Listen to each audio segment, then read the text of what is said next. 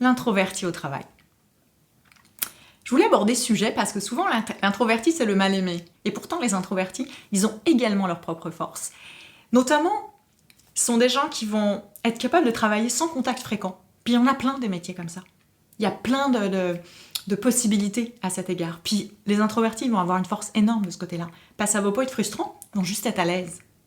Travailler dans des endroits qui sont plus isolés, dans lesquels effectivement on doit être plus éloigné du monde. Les introvertis, ils vont être extrêmement à l'aise dans ces places-là.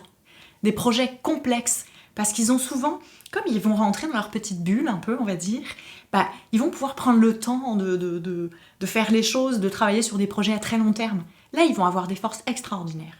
Au fond, ne vous privez pas des introvertis, puis si vous êtes un introverti, mettez en avant ces forces, parce qu'elles sont là, et elles apportent une valeur extraordinaire dans le monde du travail et dans le monde de l'entreprise. Alors, si vous en êtes, ne vous privez pas de vos forces.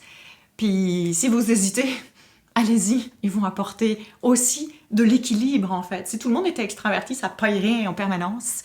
Fort heureusement, les introvertis sont des gens qui vont pondérer les choses, qui vont être très à l'écoute. Ils ont des qualités extraordinaires dont je pense qu'il ne faut jamais se priver.